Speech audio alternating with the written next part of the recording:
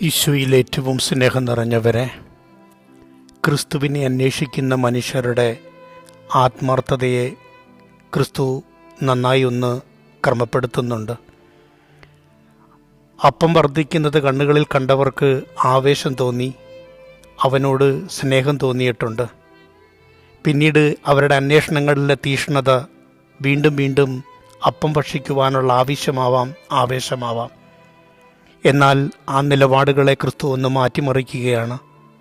ഈ ചിന്താഗതികളെ കുറച്ചുകൂടി ചന്തമുള്ളതാക്കുവാൻ ക്രിസ്തു ആഗ്രഹിക്കുന്നുണ്ട്. ജീവിതത്തിൽ അന്നം അനിവാര്യമാണ്, ശരീരത്തെ പോഷിപ്പിക്കുവാൻ, ജീവൻ നിലനിർത്തുവാൻ. എന്നാൽ അതിനേക്കാൾ ശ്രേഷ്ഠമായി മനുഷ്യൻ കരുതേണ്ടതും പരിപാലിക്കേണ്ടതുമായ ഒരു ആത്മീയതയെ കുറെ കൂടി പരിപോഷിപ്പിക്കേണ്ടത് എങ്ങനെയാണെന്ന് പഠിപ്പിക്കുകയാണ് ക്രിസ്തു. അവൻ്റെ വാക്കുകൾ തെറ്റിദ്ധരിക്കപ്പെടുന്നുണ്ട്. മനസ്സിലാകാൻ പറ്റാത്ത മനുഷ്യൻ വല്ലാതെ പിരിമുറുക്കങ്ങൾ അനുഭവിക്കുന്നുണ്ട്. എന്നാൽ അതിനേക്കാൾ കൂടുതൽ വ്യക്തതയോടും ശക്തിയോടും കൂടി മനുഷ്യനെ മനസ്സിലാക്കുവാൻ ക്രിസ്തുവിൻ്റെ വാക്കുകൾക്ക് സാധിക്കുകയും ചെയ്യുന്നുണ്ട്. അന്നം നൽകുന്നവനെ മാനിക്കുവാൻ പഠിക്കുക. അന്നം ഭക്ഷിക്കുന്നതോടൊപ്പം നമുക്ക് വേണ്ടി അത് പങ്കിട്ട് തന്നവൻ്റെ സ്നേഹത്തെ തിരിച്ചറിയാതെ പോകരുത്. പലപ്പോഴും അന്നത്തിനു വേണ്ടിയുള്ള നമ്മുടെ നെട്ടോട്ടങ്ങൾക്കിടയിൽ അതിൻ്റെ പിന്നിലെ പ്രയത്നങ്ങളും സ്നേഹവും, അതിൻ്റെ മുന്നിലെ സാന്നിധ്യവും സഹകരണങ്ങളും, അതിൻ്റെ പിന്നിലെ തീക്ഷ്ണമായ ത്യാഗങ്ങളുമൊക്കെ മറന്നു പോകുന്നില്ലേ? എല്ലാ മനുഷ്യർക്കും എന്നും ഓർക്കുവാൻ സാധിക്കുന്ന ഏറ്റവും വലിയ സമ്മാനം നൽകിയവൻ്റെ പേരാണ് ക്രിസ്തു. അത് തൻ്റെ ശരീരമാണ്. ജീവൻ ഇങ്ങനെ ഉടച്ചു വാർത്തു മനുഷ്യരുടെ ജീവിതത്തെ തളരാതിരിക്കുവാൻ, നഷ്ടപ്പെടാതിരിക്കുവാൻ, പരിപോഷിപ്പിക്കുവാൻ പാകത്തിൽ വിട്ടുതന്നവനാണ് ക്രിസ്തു. അതിൻ്റെ ഓർമ്മയ്ക്കായി നിത്യം ചെയ്യുവാൻ പറഞ്ഞേൽപ്പിക്കുകയും ചെയ്തു. എന്നാലും ഇന്നും പലപ്പോഴും മനുഷ്യർക്ക് സംശയമുണ്ട്. നാം ഭക്ഷിക്കുന്ന ആത്മീയ രുചിയോടുകൂടി കണ്ടുപിടിക്കുന്ന അല്ലെങ്കിൽ ചേർത്ത് വെക്കുന്ന ഈ തിരുവോസ്തി ക്രിസ്തുവിൻ്റെ സാന്നിധ്യം നിറഞ്ഞു നിൽക്കുന്നതാണോ എന്ന് പോലും സംശയിച്ചല്ലേ പലപ്പോഴും നാം അത് കരങ്ങളിലോ അല്ലെങ്കിൽ നാവിലോ സ്വീകരിക്കുന്നത്. എന്നാൽ ആ വിശ്വാസത്തെ നമുക്കൊന്ന് മാറ്റിമറിക്കണം. തീർച്ചയായിട്ടും നമുക്ക് പങ്കിട്ട് തന്നവൻ്റെ സ്നേഹം എന്നും ആ ഓസ്തിയിലുണ്ട്. ഒരോസ്തിയുടെ വലിപ്പത്തിലല്ല, ആ ഓസ്തിയുടെ വിലയിലാണ് അതിൻ്റെ മഹത്വം അടങ്ങിയിരിക്കുന്നത്. അത് നമുക്ക് വേണ്ടി രക്തം നൽകിയവൻ്റെയും ശരീരം നൽകിയവൻ്റെയും വീണ്ടും വീണ്ടുമുള്ളൊരു ഓർമ്മപ്പെടുത്തൽ മാത്രമാണ്.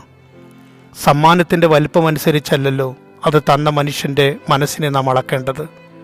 അതുപോലെ തന്നെയാണ് ക്രിസ്തുവിൻ്റെ മനസ്സിനെയും ശരീരത്തെയും ഒക്കെ നമ്മളിലേക്കൊന്ന് പാകപ്പെടുത്തുവാനും രൂപപ്പെടുത്തുവാനും ഇന്നും എപ്പോഴും നമ്മളോടൊപ്പം ഉണ്ടെന്നും കൂടെയുണ്ടെന്നും പ്രഖ്യാപിക്കുന്ന ഏറ്റവും സുന്ദരമായ സാമീപ്യമാണ് ദിവ്യഅൾത്താരയിൽ മുറിക്കപ്പെടുന്ന യേശുവിൻ്റെ തിരുശരീരം. ആ ദിവ്യകാരുണ്യം സ്വീകരിക്കുവാനുള്ള ഭാഗ്യമുണ്ടാവുക എന്ന് പറഞ്ഞാൽ ക്രിസ്തുവിനോടൊപ്പം പങ്കുചേരുവാനും, ക്രിസ്തുവിൻ്റെതായി ജീവിക്കുവാനും, ക്രിസ്തുവിനോടൊപ്പം ജീവിക്കുവാനും, ക്രിസ്തുവിൻ്റെ ജീവിതത്തിൻ്റെ ഭാഗമായി രൂപപ്പെടുവാനും ഭാഗ്യം കിട്ടുന്നുവെന്നുള്ളതാണ്. എന്നിട്ടും പലപ്പോഴും ഒരുക്കമില്ലാതെയും ക്രമങ്ങളില്ലാതെയും വിശുദ്ധിയില്ലാതെയും പലപ്പോഴും കാപട്യ മനോഭാവത്തോടും അശുദ്ധമായ ചിന്തകളോടും കൂടി നാം സ്വീകരിച്ച് കടമ തീർക്കുന്ന മനുഷ്യരായി മാറപ്പെടുന്നില്ലേ? ഈ കാരുണ്യത്തിൻ്റെ മുമ്പിൽ വാക്കുകളല്ല, ജീവിതം തന്നെ എന്നും ഒരു സാക്ഷ്യമായി രൂപപ്പെടട്ടെ. ജീവിക്കേണ്ട സാക്ഷികളാണ് നമ്മൾ. പങ്കുപറ്റുന്ന ദിവ്യസ്നേഹം പലരുമായി പങ്കുവെക്കപ്പെടേണ്ടതുകൂടിയാണ്. മുറിച്ചു നൽകുന്നവൻ്റെ സ്നേഹം മുറുമുറുപ്പില്ലാതെ ഭക്ഷിക്കേണ്ടവരാണ്. അന്വേഷിക്കുന്ന നമ്മൾ കാര്യസാധ്യത്തിനു വേണ്ടി മാത്രമാവരുത്. നിത്യജീവൻ നൽകുവാൻ സഹായിക്കുന്ന ആത്മീയ പോഷണത്തെ അതിൻ്റെ എല്ലാ ആത്മീയതയോടും കൂടി വിശുദ്ധിയോടും കൂടി സ്വീകരിക്കുവാൻ നമുക്ക് പ്രാപ്തിയുണ്ടാവട്ടെ. ഇന്നും വചനം ആവർത്തിക്കുകയാണ്.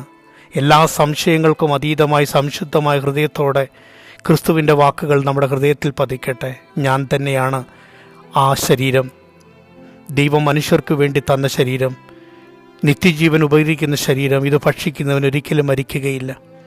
ആഹാരം നാം കഴിക്കാറുണ്ട്, പക്ഷേ മരണം നമ്മോടൊപ്പം ഉണ്ടാകുമെന്ന് നമുക്ക് നിശ്ചയമുണ്ടല്ലോ. എന്നാൽ ആത്മീയമായി നമ്മുടെ ജീവിതത്തെ പരിപോഷിപ്പിക്കുന്ന നിത്യജീവന് പോഷണമാകുന്ന ഒരാത്മീയ ശരീരത്തെക്കുറിച്ച് ക്രിസ്തു പറയുകയാണ്. അതിനെ വിലമതിക്കാതെ പോകരുത്. പലപ്പോഴും കാഴ്ചക്കാരെ പോലെ ദിവ്യബലികളിൽ പങ്കുകൊണ്ട് മടങ്ങുന്നവരാകുന്നു.